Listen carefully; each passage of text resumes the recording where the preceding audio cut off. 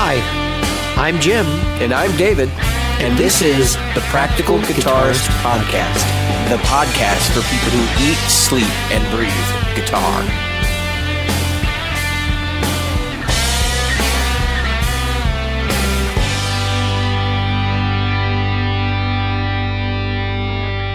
Hi, Jim. Hi, David. Traditional greeting tonight. Yes. And yes, we are actually recording this on Wednesday night. Yes. Night the episode will drop. Hopefully it will get published out to a feed to all of our listeners and not be, hidden into the obscurity of Podbean and the ineptitude of Podbean. Somehow we didn't do too bad for downloads yesterday, considering the fact that It was like 15 or something, but none of it was current. It was the current episode. We have 50, right? We have 50 right now. Yeah, somewhere in there. No, but I'm talking about yesterday. Oh yeah, it was almost nothing. Yeah, it was like nothing. That's why I knew something was wrong. Yeah, we got some people are listening today. Yep. I think that number would be higher if it were, coming out of schedule. I suspect tomorrow is going to be much higher. Yes, I hope so. So we've been on again, off again with ratings. Sometimes you guys are blowing us up. Sometimes it's been, I don't want to say lapsadaisical, but like we can tell that there's people that don't listen to us on the days the episode drops, and that's fine. Like we don't care as long as you guys are, still finding the material fun. So I'm going to skip the housekeeping this week. Okay. I'm going to keep with the stuff. I do want to, instead of going through the housekeeping, I do want to remind people we have Patreon, we have all those things. Listen to another episode, maybe a previous one, you'll get the housekeeping there.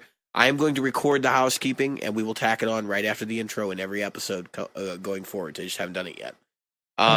The other thing I want to say to our listeners is just remember we have a Facebook group. It's an active community. You can find it at practicalguitarist.com/groups/practicalguitar or at facebook.com/groups/practicalguitarist and join us just like in Evil Dead. Join us. So we got a special. Or like the Borg. Yeah, resistance is futile. You will join us because resistance is futile. Does that make me Locutus? No, that probably makes you Locutus, right? Yeah, I'm Locutus. You're definitely the closer to the admiral or the captain. So I'm closer to his age than you are. That's probably. I don't know. Shit, he doesn't age. He's like a vampire. I know. I saw him in that movie Life Force, which is a Tobe Hooper film from like 1984, and he looks just as old as he does now. And old it's like young. 30 or 40 years later. It's weird. Like, he's going back to Star Trek. I don't know. Oh yeah, fuck yeah, he is. He's coming back. Yeah, I'm excited as shit for it. It's awesome. So, a guy can do Family Guy as easily as he can do Star Trek. It's okay in my book. Patrick Stewart's one of the most talented actors that has been alive while I've been alive. So yeah, that makes sense. All right. We got a special episode for you guys tonight. We're going to talk about something that's very far from my heart and very, very far from Jim's heart too, probably. But very close to our technique. Far from our heart, but close to our technique. And that's tonight we're talking about shred. And what your definition of shred is. Yeah, because I think we touched on this topic a couple episodes ago. It couldn't have been more than 4 episodes ago at this point. And we talked about how some people say shred as a definitional thing is, it is people who play quickly, right? Yes. And then some people say it's a guy that's really good at guitar, and it doesn't matter whether he's playing fast or not. So I could see somebody out there, not me, but somebody out there would make the argument that David Gilmour is a great shredder, that he knows how to shred the guitar. Look, that's the surfer, terminology for shred, meaning that they know how to mount the wave and do it really well. But that's not necessarily the genre of music that is shred. I think the genre of music is more based around specific techniques, high speed, and that's my opinion. So Jim, take it away. Okay, so when I grew up, shredding, I'll give you an example of a shredder when I grew up. Roy Clark was a shredder. Okay, I could see that. Yeah, and he wasn't. But did they call it shred Satriani back then? But they didn't call it shred back then, though. No, they just called him a picker. Yeah. So, yeah, and they didn't call it shredding because, again, we hadn't adopted that term because I do think it came from the surfing community, as you mentioned. I also feel I feel there's a visceral connection between the word shred and then like this whole like wall of distortion that gets created when you go fast and all the, the picking. I don't necessarily, so some people consider Alan Holdsworth a shredder. I think he kind of predates that movement a little bit. Al Di Meola would be one of the pioneers because he was so good at he is so good at alternate picking. But that's kind of what I was thinking. Like that's where the term actually comes from. Well, so what I was getting at is when I came up, the term shred hadn't been adopted yet. And when I heard folks like Malmsteen and Satriani in the early years, and UFO, we had Schenker and those guys, right? They kind of referred to them as neoclassical. It wasn't. I'm not saying it wasn't matured into its own genre yet, right? But it was, So they called these guys neoclassical players. Vi was one of the early ones, which is so funny because some of the guys you're mentioning don't do anything that's really in the vein of classical music. Yeah, but that was, I guess it was because it was the closest thing you could get to. You take, I'll give you 3 examples of people that do, or did, I should say, because one of them isn't with us anymore. Randy Rhoads definitely took a book, from his book. He was neoclassical. Right. Well, he was a classical guitar player before he was ever involved with rock electric guitar. So. Right. Malmsteen definitely takes a page from the classical. Yes. He is the neoclassical guy. Like I don't think anybody would argue that he's not like the penultimate one, and penultimate, and also originator for a lot of people. Even though like Randy Rhoads was clearly doing it before him, I feel like Randy Rhoads was still doing it and mixing it with enough rock that if you weren't paying attention, you might not see the classical influence. Whereas Yngwie was like Baroque and roll. Right, exactly. And Schenker was he was a guy that was trying to hide it. Sure. But he was definitely a neoclassical player in that respect. What was I was watching something on TV the other day, and it was 3 people, unlikely people, sitting down talking about music. It was a Frank Zappa interview from the 70s. No, it was probably, there's another guy. Yeah. So Perez and all that stuff. But he's being interviewed, and I forget what TV show it was. If I can find the interview, I'll put it in the show notes. Don't quote Douglas, me. Maybe? It may not be in the show notes, but if I find it, I'll put it up there. And he was sitting down with 3 guys, and there was like 2 other dudes. Kenny Rogers was one of them on the couch with him, and then there was another dude, and I didn't recognize him. And he was talking about, some people enjoy pop music or whatever. He's like, I really enjoy classical music. And I believe it was the interviewer that asked him, so I understand you enjoy classical music. And he starts going on, well, yeah, he's like, I like, like Perez and stuff like that. And then both guests, including Kenny Rogers, were like, oh, no, we absolutely love classical music. And it was almost this moment where you realize, like, these guys don't do anything in that genre, but they have, like, total persistent, like they're involved in it and they're still listening to. In fact, Kenny Rogers was talking about Bach and Mozart and stuff. So it's just it was just really shocking to think like here's this country guy who uses basically almost all of his music is based on basic folk progressions and things like that. And he's sitting there laughing. He's like, yeah, I don't even listen to that crap. I listen to Bach. It's like I think that one of the things that people forget is that the people that we as a genre, as a group of guitar players, so on and so forth, that kind of hold it a little bit more as team, don't necessarily like you were saying, Kenny Rogers might not play classical, but he listened to it, so he can't help but have some of that come through in what he does. And all I'm saying is, right, and because of that, you start to see wait a minute, there's things these guys are doing or these gals are doing that are not quite in the genre, but they work in the genre. You know what I mean? And we could get more into that when we talk about some of the techniques, because I think we should talk about technique later. But go ahead. Just moving from classical shred into what comes next, because I know that's where we were going before I took us on this walk off in the birds. Yeah, you've got classical shred, blues shred, jazz shred, and obviously you've got. Yeah, I mean, at one point I just looked at it and said, looking back at the history of things, I said, okay, so we had neoclassical, and then we had thrash metal, right, with the soloing that was going on there, and then somehow from that, born out of that, mixing with things like traditional rock music, traditional blues music, and jazz. That's how we ended up at just shred. Okay, right. So that was kind of the path. We went from neoclassical to metal, and I'm not just going to say thrash metal because there's also in the hair metal stuff too. That's right. And then from there, it branched out into all these different other aspects. So when you think about it, there were a lot of jazz shredders. Yep, probably there more still so. Are. Yeah, still are. Probably more so than rock shredders. Yeah, but I think it's at least in the beginning. Yeah, but I think it's convenient to what they do too, because so like jazz is always about pushing the state of the instrument and the musicianship, at least in bop jazz, a step further. And so guys like Al Di Meola, which if you haven't, there's a lot of people in my generation that haven't really discovered Meola. That guy basically invented alternate picking in the modern sense, the way that we use it now. So many people owe him so much in terms of how they've built their alternate picking technique.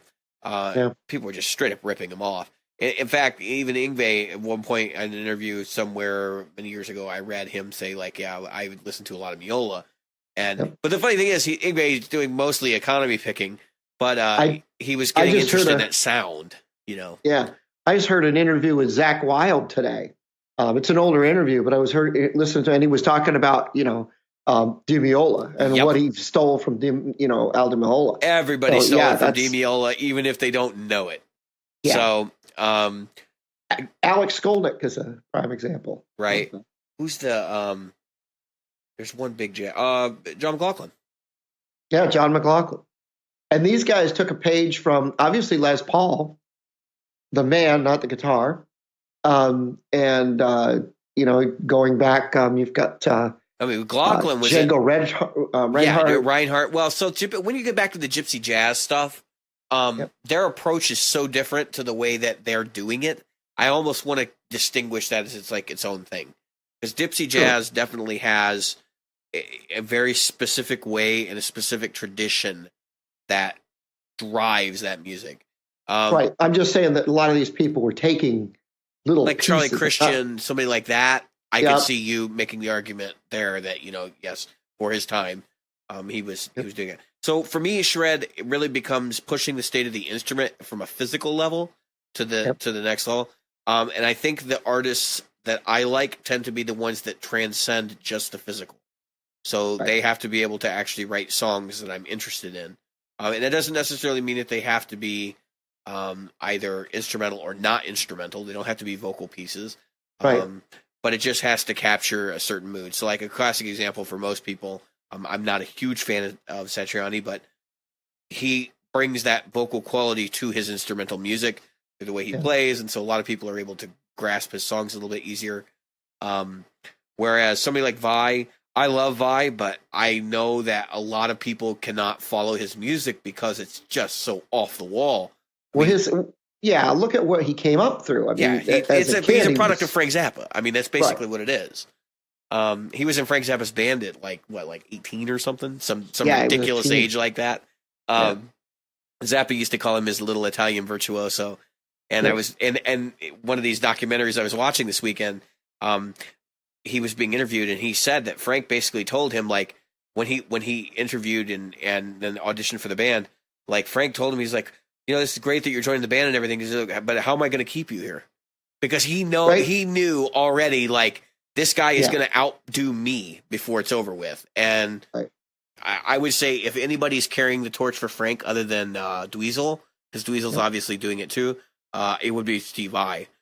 His music and the way that his performances and stuff are all structured is very much in the vein of I would say a more mature Frank Zappa, because I don't see Vi making dick jokes. Okay. Or talking about the yellow snow, but or Watch the out whole where Joe's the Garage husky go. thing. Don't you eat that yellow snow. Yellow snow. That was was Tina Turner on that, by the way. Catholic girls. Yeah. But the thing about Vi, I think, is he's taking it forward. Zappa, Dweezil, no offense to his abilities because he's an incredible player. It's almost like the difference between a museum, meaning Dweezil Zappa, versus an engineer building on the shoulders of genius. Right. So I could go see Henry Ford's Model T, or I could buy a Tesla. You know what I mean? Like that's I know that's a gross exaggeration, but that's the way I see it. I mean, when you think about it, who did Dweezil call to say, "Hey, I need to learn my dad's music"? Yeah, he called the guy that knew it all. That's right. The guy that transcribed most of it. Okay, he called the man. Right. For me, so I'm a more of a vocal person. So for me, instrumental music it has to have a vocal quality. But I do see a lot of vocal quality in what Vi does. Yeah, like Whispering a Prayer, for example. The reason that I like Satriani is because even though he can shred, and he obviously does, he doesn't necessarily. I mean, you take a song like Summer Song. He has a lot of restraint to his. And he really pulls back. So I see restraint. When I was younger, I used to question whether it was restraint or that he couldn't perform the things the same way. There's like G3 tours. You can get the old DVDs and you can watch him and Vi jam. And like Vi does not know how to. Well, I don't want to say he doesn't know how to restrain himself, but he doesn't. He doesn't hold back, and he goes for it every single time.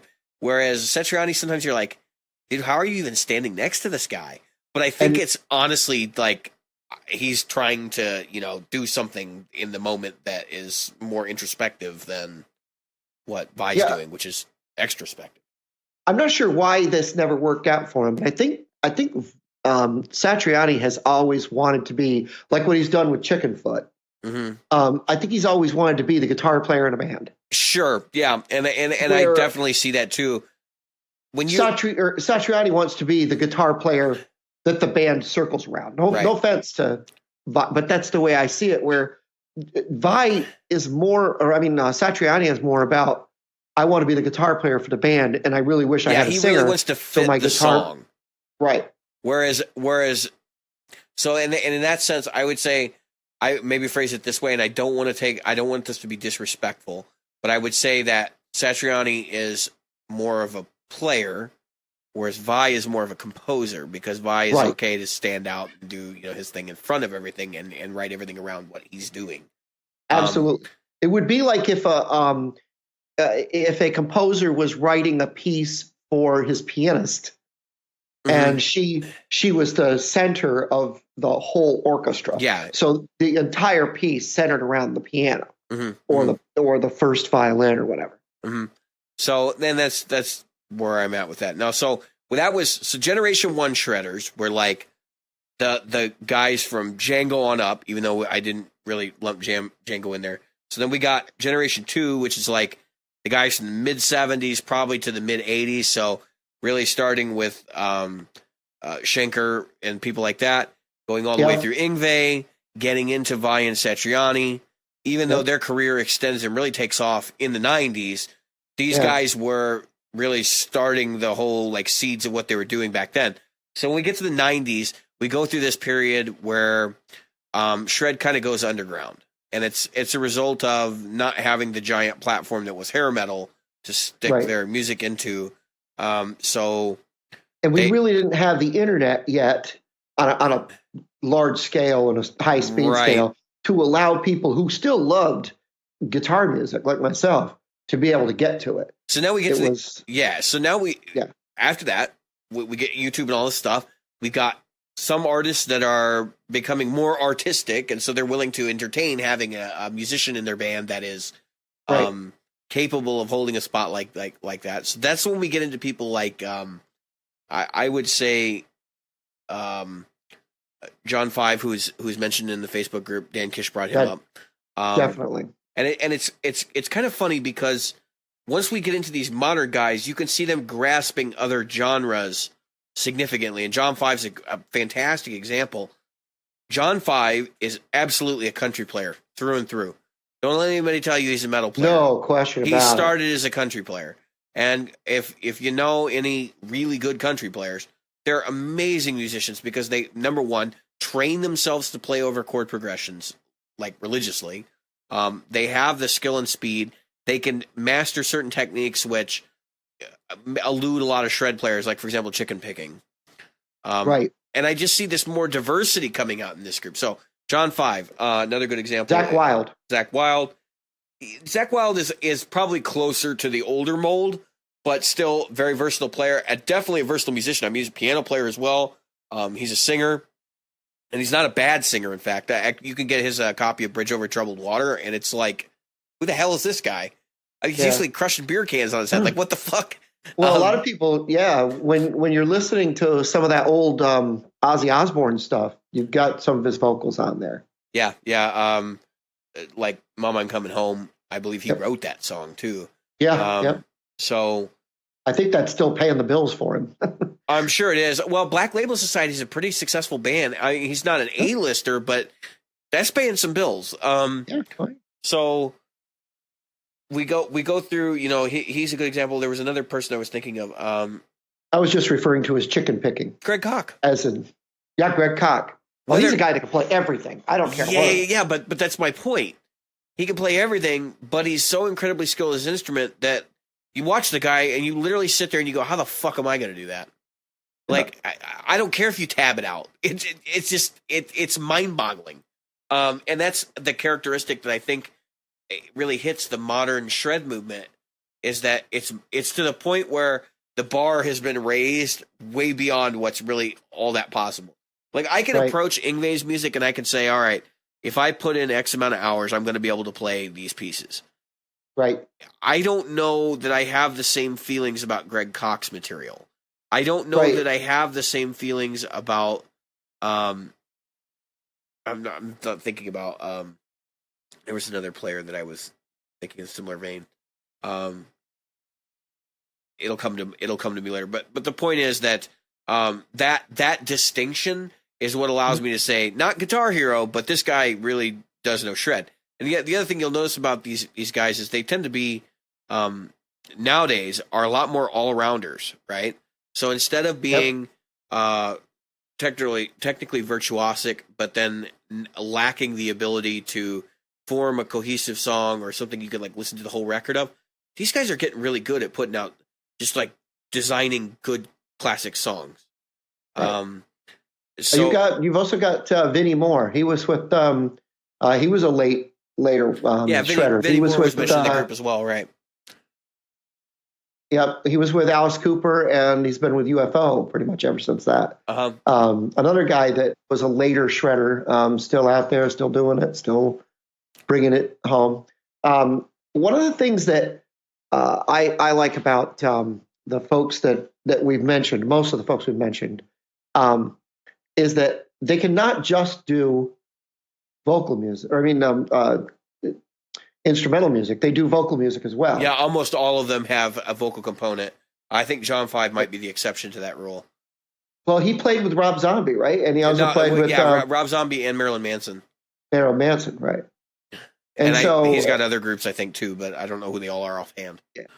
I'm not saying that he's famous for the stuff that he does vocally, but I'm just saying that he's used to working in a unit that has something more to it than that. And going back to even the previous generation, you're going to find a lot of these guys ended up in bands where they had like vocal stuff going on. I mean, even Yngwie, even Malmsteen, yeah. But people bitch, but I mean, honestly, like his work with Joe Lynn Turner, and I mentioned on the show before, if you haven't heard those records, go get them because they're not bad. I don't know why people, why people hate him, because he's kind of a dick, like when he talks to people. But that doesn't mean that he's not like a talented player.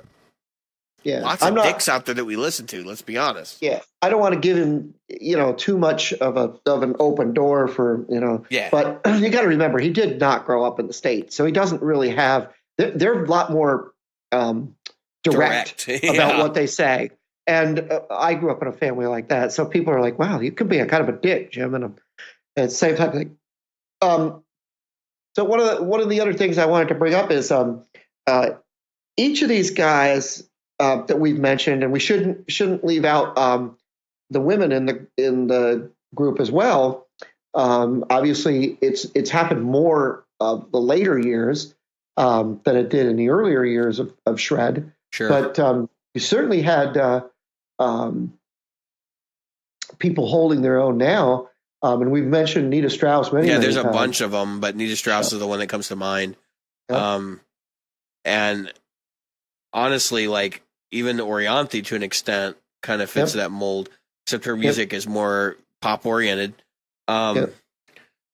Yeah, we've really definitely got a changing dynamic today, especially in that kind of music. And I'm more comfortable now, and this is why I laugh, because I see all these Facebook groups where people like poo-poo shred music, and it's like, I would never listen to that. And I kind of laugh because I'm like, well, now it's the most listenable it's ever been. You know, there are some people who would say something like that every week. Once a week, there was a TV show that came on. I mentioned him already. Roy Clark was on there, and you'd see right in the beginning of it, I'm a picking and I'm a grinning. And they would open that thing with Roy on a banjo or Roy on a guitar. Going insane. And ripping it up. And he once did, there's a video, I'll have to find it to share it, but there's a video of him ripping up, and he's like, here's how I play fast, and just tearing the guitar to pieces, you know, as far as a player. And this guy had popularity on television. He was a go-to call guy, kind of like who's the country player that everybody loves now, but the guy that's on every record. Well, Brad Paisley, but that's what I gotta say. He's another modern shred player that nobody is like a closet shred player. Brent Mason. Yeah, Brent Mason's the one. Yeah. Yeah, Paisley, obviously. Brent Mason is an example of a country shredder. Yep. You know, so all I'm saying is that shred music is still there, and as much as I hate a lot of the new pop country, at least once in a while you got a shreddy solo in there. Yeah, and it is still on the radio. Yeah, I mean, I would say it's in that vein. I don't say so. You can play shred music and not be a shred player, like, right. and that's an important distinction here. So when we talk about shred players, we're talking about people that make their living and have cultivated a style that is definitely in that vein. I think there's also this whole underground shred movement that's going on right now that's really kind of interesting. So you've got like guys like Joe Stump. Who's the one guy? Rusty Cooley. I would say even arguably like Michelangelo Badio is kind of an underground guy right now because he's not, burning up the airwaves with new records or whatever. The one that I love, Vernon Reid, he is definitely in the shred vein, but he's so avant-garde that it's almost jazz, and he's kind of operated under the radar almost his entire career. Ever since the first, or actually probably the second Living Colour record, I mean, he's basically been off the grid. And, I mean, there's a guy that's been doing it the entire time and is still making interesting music. We talk about John Five being the country shredder, Brent Mason being the country shredder. I think I would put Vernon Reid as the urban shredder. So, oh yeah, just because of his projects, like with Mask and working with DJs, rap groups, whoever, to achieve some sort of interesting, unique, new form of music. I mean, so now the question is, would you throw somebody like Jimi Hendrix in the shredding category? So, I think Jimi Hendrix owes a lot of these guys owe a lot to him. I would say he's probably more on the blues side of things than the shred genre itself. Certainly, he's definitely a virtuoso, and that I'll give him. And all of these people that we're talking about, they're all virtuosos. And there are other people we could throw into these things, like Angus and Malcolm Young, Slash. I don't consider those guys shred players. I would consider them virtuosos in their instrument because what they do, they mastered it and they do it very well. But they don't necessarily, they're not about pushing the state of the instrument forward in the same way. Jimmy probably is more about pushing the state of the instrument forward. Although I feel like his music is so focused on songs and not focused on technique. Like, I don't see Jimmy ever doing something that's just like, hey, look at me. This is a technique that I invented that I have mastered, and now you're all going to have to innovate and do the same thing. Because everything Jimmy did, somebody else was already doing. It was just the way in which he did it and the way in which he combined it all to make this cohesive psychedelic sound. For example, a lot of people have credited Jimmy for the use of overdriven electric guitar. Well, blues guys were doing that for years before he ever got a hold of it. I mean, Albert King, for example, was just cranking the shit out of everything he played through. Use of fuzz pedals that existed for a good 10 years before Jimmy took the fuzz face and went nuts with it. I mean, everybody from the Beatles to Rolling Stones had already used them like long before he did. And even some of his like famous effects, like the wah pedal that he basically mastered the use of that thing. He got the idea to use the wah pedal after hearing Frank Zappa use one and then getting one from Frank Zappa. Frank Zappa actually gave him one. So when you stop and you kind of like examine the root of everything that was going on there, he very much was standing on the shoulders of people that had come before him. And I'm okay with that because I think the music he gave us was, I mean, I have the utmost respect for Jimi Hendrix. The music he gave us was an absolute masterpiece. Everything he gave us was just unbelievable. But it's one of those clear moments where it was the culmination of everything that had come before at that point. So it's like you got blues mixed with these melodies that don't quite sound right coming from maybe a more jazz-oriented or blues-oriented background, and then, of course, mixing it with rock and roll rhythms. Even use of electric bass and some of this stuff. I mean, electric bass in the 1960s was not that relatively common. Right. It was relatively new. Yeah, I mean that's what I don't think a lot of people understand. That this is the classic example I give to people is that his time period when he was going through right around Woodstock, for example. If we think about that being the moment where Jimi Hendrix finally just like kind of threw off the chains of everything that had come before and said, "All right, we've taken all this stuff, we've assimilated it and made something new." What other bands were playing at Woodstock? Shana Na and people like that too. So it's just like, what the hell? You almost can't fathom the explosion of different ideas that were coming out of the late 60s like that. So I was thinking about Shana Na. There's a lot of folk music at Woodstock as well.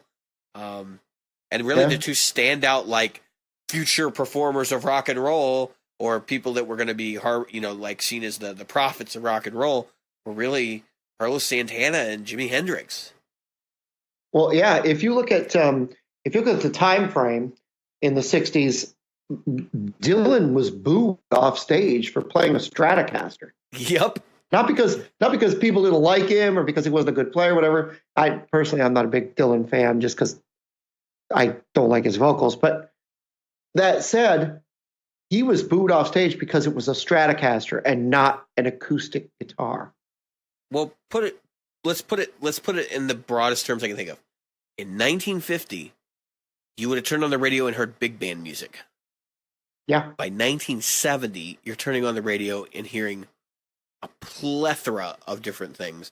But basically, music descended from blues, and music descended from jazz, and not a whole lot of classical yet. That influence didn't start coming back into the music in mass, really, until bands. Well, I guess maybe Jethro Tull would be like an exception, but really didn't start coming in mass until metal started. Like the new British wave of heavy metal, right? Right. When I grew up, you could still hear a jazz tune once in a while. Yep. You would hear them on the radio. I told somebody several years younger than me the other day. I said, I like jazz music. And they go, what does that sound like? And I was like, wait, what? Like, how the fuck do you not know what that sound? Wait, what? And it just dawned on me. There's no fucking radio stations that play anywhere. You might have smooth jazz.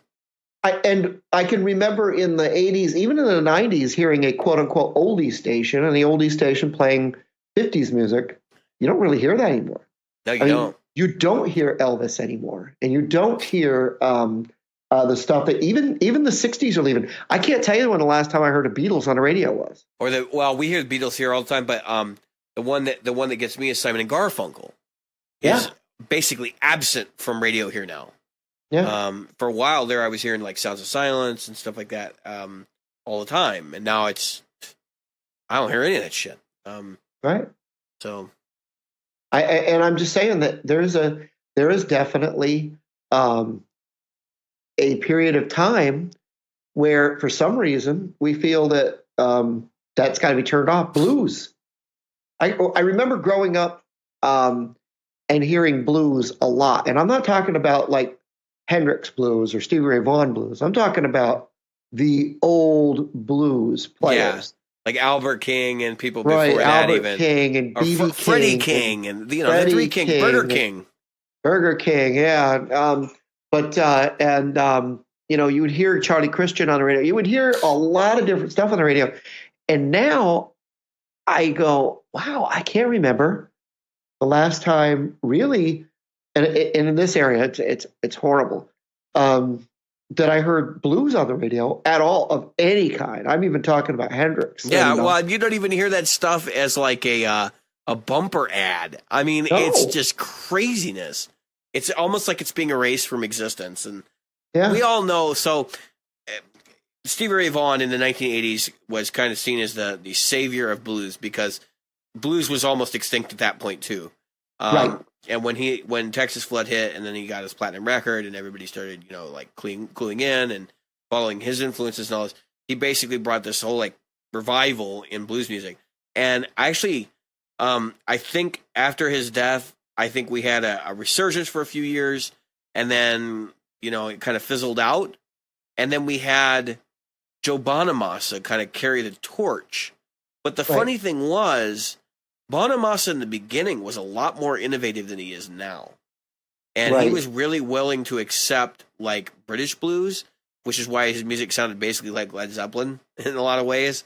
And then all of a sudden he did this turnaround about 5 years ago where he's like, I'm going to wear suits on stage and wear sunglasses and I'm going to be a blues man. And I just kind of laugh because I'm like, dude, you're so far from what like the traditional bluesmen were anything like. They didn't have money, number one.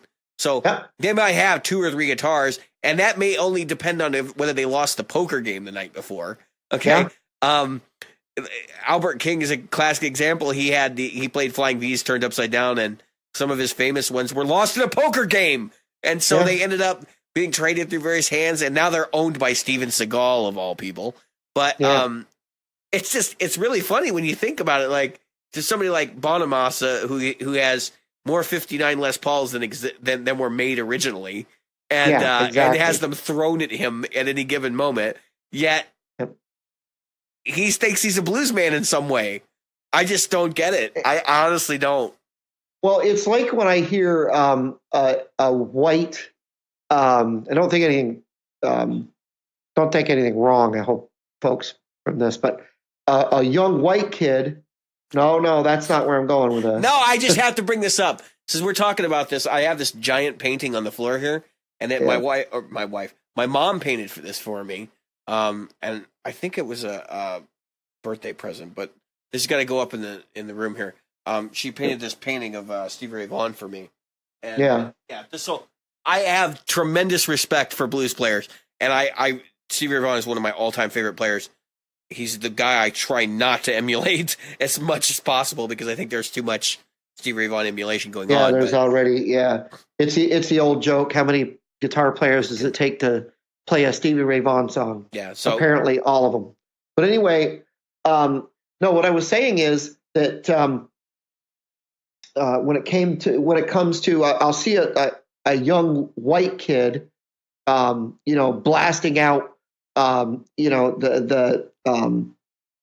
the black rap from the early 90s. Yeah, like NWA or something, Yeah, NWA and stuff. And I'm like, what is this saying to you? You have no clue. I know I don't have a clue But I'm smart enough to know I don't have a clue what these people are talking about. This is something from their hearts. This was written. That was their raw. That was their punk music of rap at that time that was coming out, and it was real, and it was raw, and it was exciting, and it was new, and it was. And then it quickly got like turned into a commodity and became shitty. But because once people, let's face it, even the punk wave that came from England in the 70s became a joke once money became involved. Because once money comes in, you can say you're living the principle right up until they sign that check. That's right. And then you're like, oh, shit.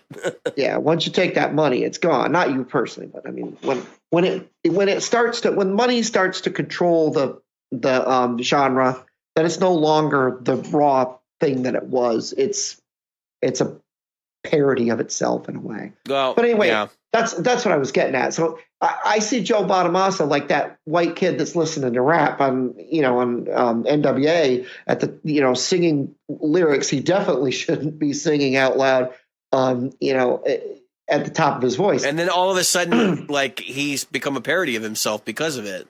Yeah. He sees the instrument virtuosity and all that, and he just doesn't understand the lifestyle that drove it. Right. But there wasn't really that's the thing. The instrument virtuosity, we've reverse engineered it. So we've looked at it and said, what makes that great? Rick Beato has a whole series of what makes this song great. He breaks it down for you. But he admits in it, were they thinking this when they wrote it? Hell no. They weren't thinking that when they wrote it. They wrote what felt good and what sounded good. That's why it works, but that's not what they were attempting to do. Right. Yeah. And so, you can reverse engineer it. But the second it gets reverse engineered, then somebody says, I can make money by creating, a copy, and then a copy of a copy. And one of the few cases where I think a band actually reverse engineered themselves to death was the Knack. Their first record was great. Their second record was a carbon copy of the first. Track by track, carbon copy of the first. The order of the tracks, everything. Yeah, that's why it flopped. And actually, the second record isn't that bad.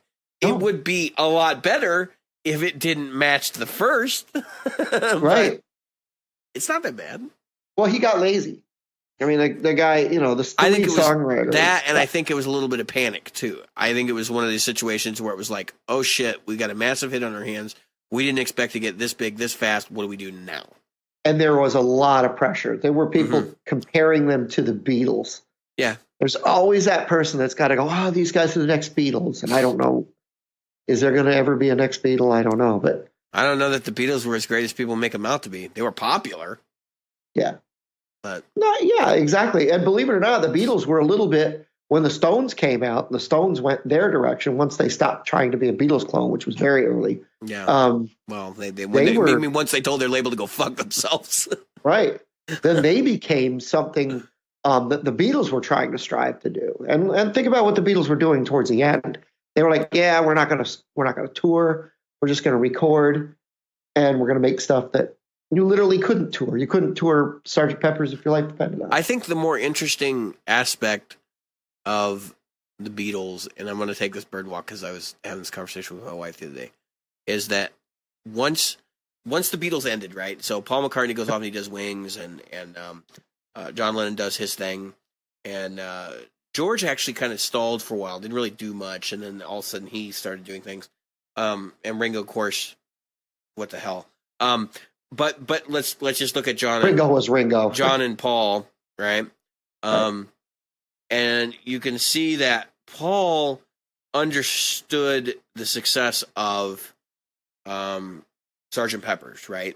Right. And so he went off and made Wings, and then if you look at things like Band on the Run, like it's pretty clear that he's trying to emulate the Sgt. Pepper idea of like an amalgamation, mashup, collage type writing scenarios.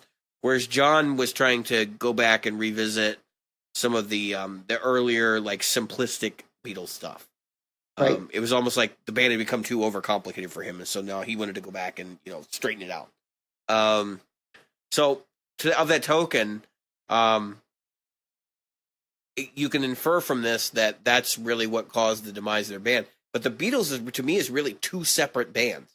We have the psychedelic band, which is Right. Paul McCartney taking over and controlling music, and then we have the John Lennon band, which I don't care for at all. Which was the pop side of it. Yeah, and I honestly don't care for it at all. In fact, I don't really care for all of Paul McCartney stuff either. So a lot of his solo crap, you can just shove it up your ass. Like Simply Having a Wonderful Christmas Time is like fucking nails on a chalkboard to me. And if I have to hear that song, like ask my wife, I literally will plug my ears or cry myself to sleep. It's fucking horrendous. But yeah, I'd rather hear Lennon's "So This Is Christmas" and Ono screeching over I don't that. fucking hear that either. Than hearing McCartney's.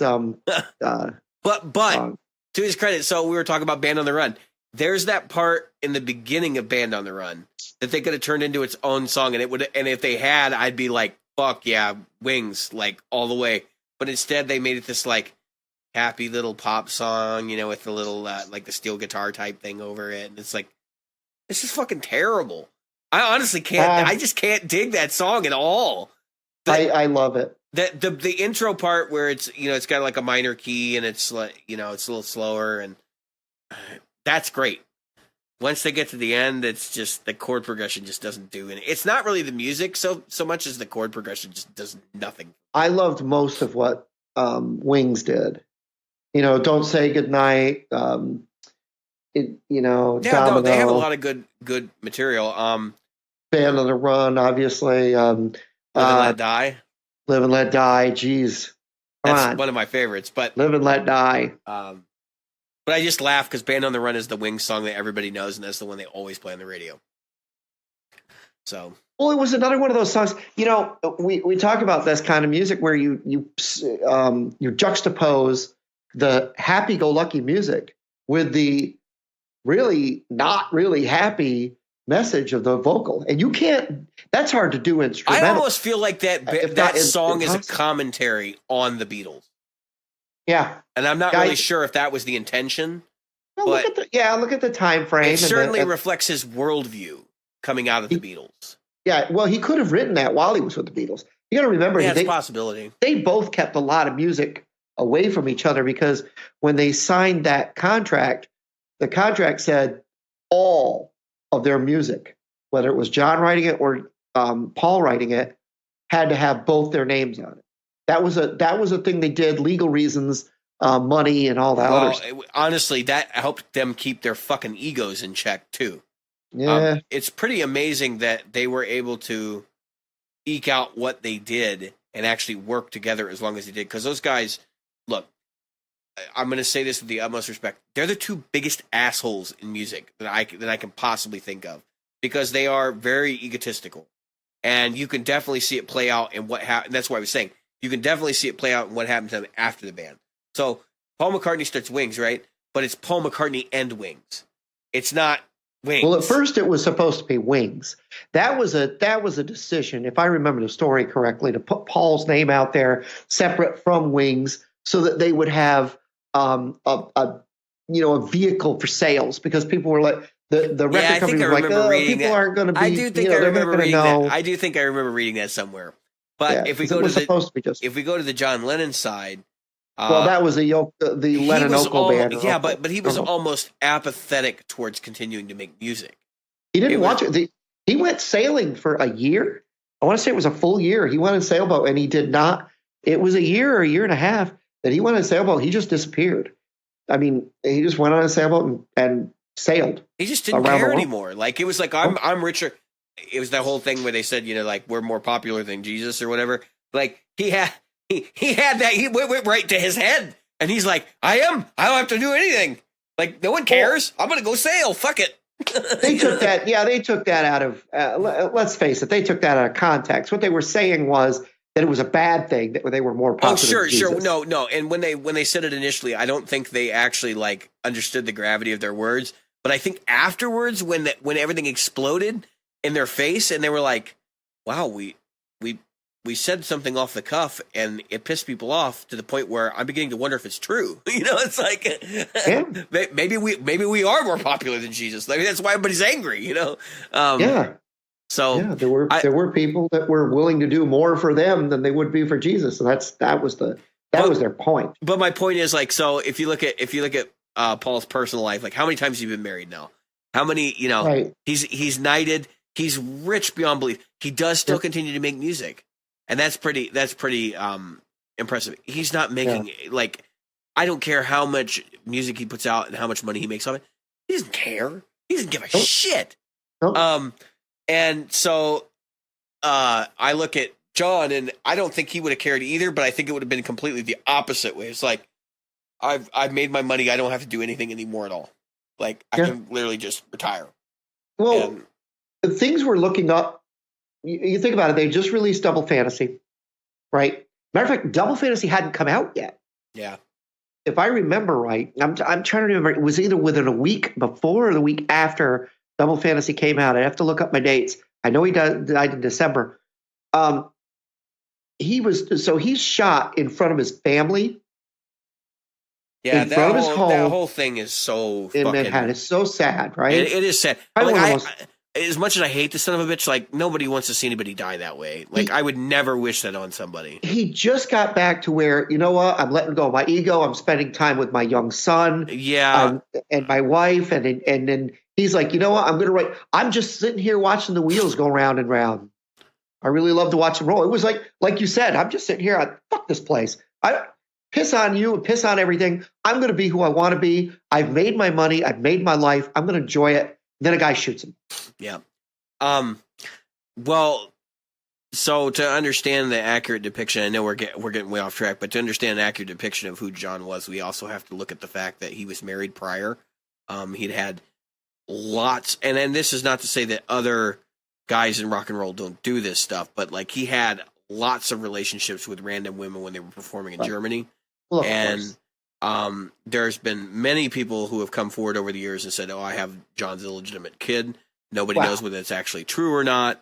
Again, they had to do DNA testing and all that, right? So, but the one interesting one, of course, is that he was married. He did have a child, Julian Lennon, with his ex-wife, and basically disowned that kid for the majority of his career.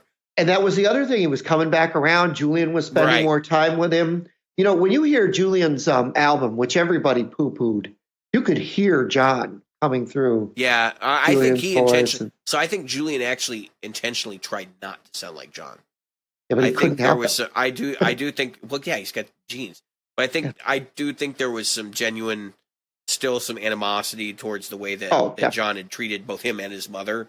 Well, Paul McCartney wrote the song. Yeah, when Paul McCartney wrote "Hey Jude," that was for Julian. That was to say, "Hey, we still love you." Which that's a whole mind fuck and a half right there. I got your dad singing this song, you son of a bitch. Like, it's a mind fuck actually to John. Yeah, exactly. That's what I'm saying. Yeah, I'm going to get him to sing this song, and he doesn't even know.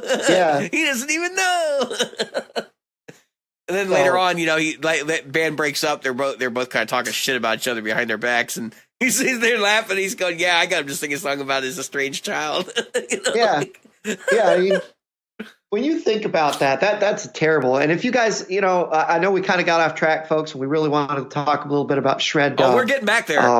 Technique. So we got time. We're getting back week. there, Jim. We're getting back there. Oh, we are. Yeah, we got. We're at 53 minutes. We got 15 minutes. Let's go. All right.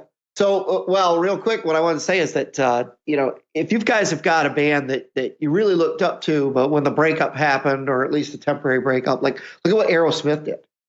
Aerosmith, they just shit all over each other. What the hell was that thing? And then, of course, the Rolling Stones did it for a while. There was the whole, I'm better than you, and Keith Richards, who will never die. The one that he is fucking dead. What are you talking about? Death forgot to tell him. Yeah. What is the one band that we should be talking about? If we're talking about band strife, we should be talking about Van Halen. And David Lee Roth. Okay. And then later Sammy Hagar. Remember they did that big interview together where they're like, let's talk about what it meant to be in Van Halen, like when we once were. And poor Michael Anthony, the guy never had a bad word for anybody. And he was the heart and soul of that band, and they're like, "Fuck you, you're fired." Like, we don't care. We'll get a better bass player. He did everything. Now they get your cousin, your fucking nephew. Like, He did everything you asked. That's like Jason Newsted. I'm sorry, Metallica really fucked him. Yeah, that's another classic example. Is like Metallica. They've been on the verge of breaking up so many goddamn times in the past because none of those. The only thing that keeps Metallica together, and I know I'm going to catch hell for this. The only thing that keeps Metallica together is money. Money. I was going to say money. The guys will always be friends, but they don't like working together. That's why you get an album every 7 years. Yeah. Because they do not want to release an album. Like, when they come together to do a project, you watch some kind of monster, it's clearly pulling teeth. None of those guys is anything like one another. There's not a whole lot of camaraderie there. I mean, it's basically what you would expect from a band that met each other through the newspaper, which is exactly what happened with that band. Yeah. So, and let's face it, the last member the fourth member to join, fifth member, I guess.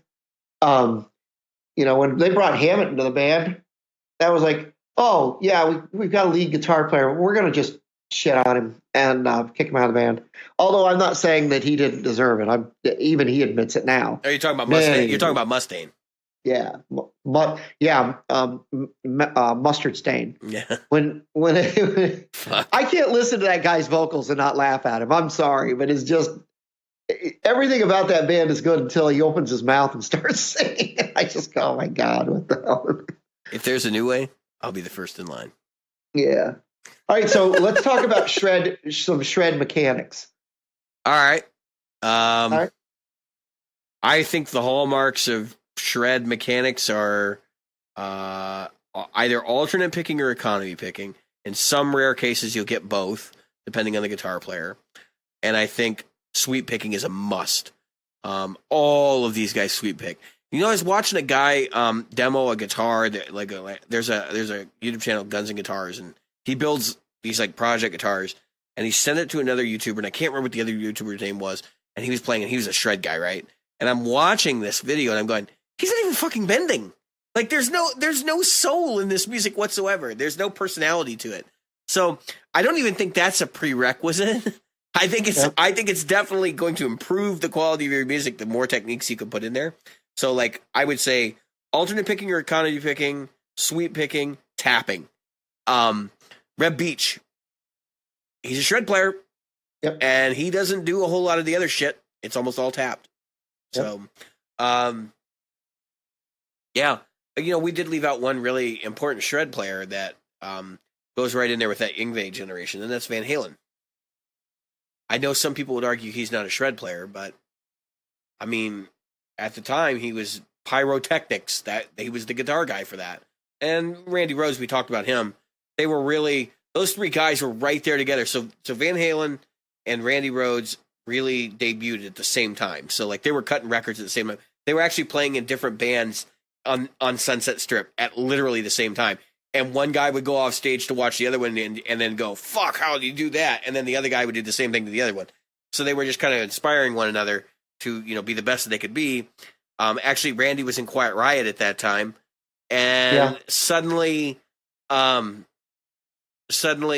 both get these like amazing record deals and go on to, intense superstardom. And really it was Yngwie was the weird one because he just came out of fucking nowhere. Everybody was still trying to figure out what the hell Van Halen was doing. And then all of a sudden Yngwie comes out and everybody's like, what the hell was that? Yeah, because Yngwie was one of the few players that wasn't doing that. What Van Halen was doing. He was doing something completely different, completely of his own. And so when he came out, like you said, everybody was like, oh, look at this. We're doing this tapping thing. Everybody's turning up the gauge. And then all of a sudden, Yngwie hits the streets and they went, wait, he's not copying what we're doing. How can we do that? Can we talk about some similar gear stuff here too? Because I think there's some gear synonyms here, but and what I see is definitely similarities. So Yngwie favors 4-input Marshalls, Mark II 50 watts or Mark II 100 watts. I have heard that some of the ones he uses on his famous recordings are the 1968 Super Lead Plexi, the 59 SLP or whatever the model number is. 1958 SLP or 1959 SLP. I just it escapes me right now. And that's also the make of Van Halen's famous Marshall, right? And Randy Rhoads was using JCM 800s. No, he was using 4 inputs too, but he was using the current 4 input, the JMPs, because the 800 hadn't come out yet. So maybe at the very end he had an 800 and was using that. But I know that like amplifier characteristics, these guys are all using the same stuff, which is kind of interesting when you think about it. And then, so Van Halen obviously had his hot rodded, Strats, and then we had Yngwie with his hot rodded Strats, just in a different way. The scallop neck thing is like a whole other animal. Which I think I saw the year that he scalloped that Strat that he, this was his main Strat when he came here. It was like 77. So he did 5 years before he broke. And the other interesting dark horse here is Randy Rhoads, of course. He was playing V's, so he was the only one of the lot. He's like straight up Gibson guy. Yep. At V's and he had some Les Pauls. He was hot rodding them with tremolo systems. So that kind of harkens back to similar. So you can see these like they need an instrument that's extremely versatile, right? So they're picking something that will give them kind of the tonalities they need, but also give them the features they need to do what they do too. So in the case of Eddie Van Halen and Yngwie, nobody was producing a guitar that did what they wanted, so they figured out how to do it themselves. And actually, even to a lesser extent, Randy Rhoads as well, because he was having like Grover Jackson and people like that modify his guitars for him. So yeah. When we stop and examine that, we can see that gear is very critical to pushing the state of the instrument. They have to be able to do these multiple technique things. They can't just rely on what's already come before. Now you'll see there are some guitar players now that will use off the shelf stuff to do these kinds of things. But generally speaking, they're even looking at some area of customization. I think John 5 plays Telecasters, but I know he has some with flatter radiuses, and he has some with the old 7.25-inch radius. He has, in fact, I think it was on No Guitar Save we talked about. He has one of every single year of Telecaster. So, literally one of every model they've made. For the most part. I mean, obviously, when we get in the modern area, they make more than one Telecaster a year. So, So when it comes to, it's always been my assumption that when you're shredding, because it's the only way I can go faster in a certain speed, you got to have a certain amount of gain.